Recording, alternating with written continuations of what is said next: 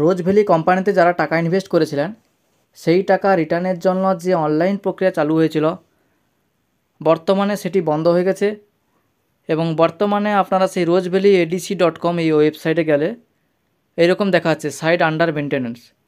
ওয়েবসাইটটি আন্ডার মেনটেন্যান্সের জন্য কিছুদিন বন্ধ রাখা হয়েছে এবং এই অবস্থায় আপনারা নতুনভাবে আবেদন করতে পারবেন না, কিংবা আপনারা যদি স্ট্যাটাস চেক করতে চান তাও আপনারা পারবেন না।